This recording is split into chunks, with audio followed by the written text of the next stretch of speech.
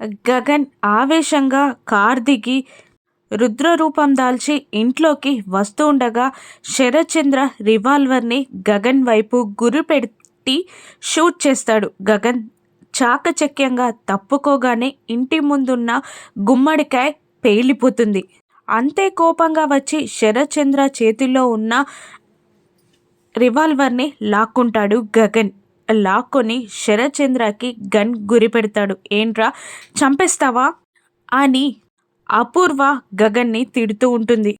మా అమ్మకి అంత అవమానం చేస్తారా మీరు? ఈరోజు మీ అంతు తేలుస్తా అని గగన్ రివాల్వర్ని శరత్చంద్ర వైపు గురిపెడతాడు. ఇక అక్కడున్న చెర్రీ కేపీ ఇద్దరు అడ్డుకోవడానికి ట్రై చేస్తున్నా కూడా వాళ్ళిద్దరిని నెట్టేస్తాడు గగన్. ఆ తర్వాత శరత్చంద్రకి గన్ గురిపెడుతూ అసలు మా అమ్మకి అంత అవమానం జరగడానికి కారణం నువ్వు, నీకు అండగా ఉన్న శరత్చంద్ర అని బెదిరిస్తూ శరత్చంద్రని ఒక పిల్లర్కి తాడుతో కట్టేయమంటాడు. గోరెంటాకు శరత్చంద్రని పిల్లర్కి కట్టేస్తుంది.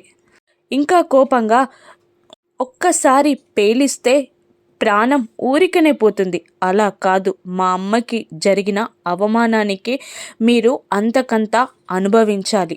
ఆ రోజు మా అమ్మకేం జరిగిందో ఈరోజు అపూర్వకి అదే జరగాలి గోరెంటాకు అని అనగానే అపూర్వ కింద కూర్చొని తన బొట్టు చెరుపుకొని తన గాజులు పగలగొట్టుకొని తన తాలిని తీయబోతూ ఉంటుంది. ఇక శరత్చంద్ర చూడలేక కళ్ళు మూసుకుంటాడు. ఇక అపూర్వ తన తాలిని తీస్తుందా? రాను ఎపిసోడ్స్లో చూద్దాం. Thank you for watching.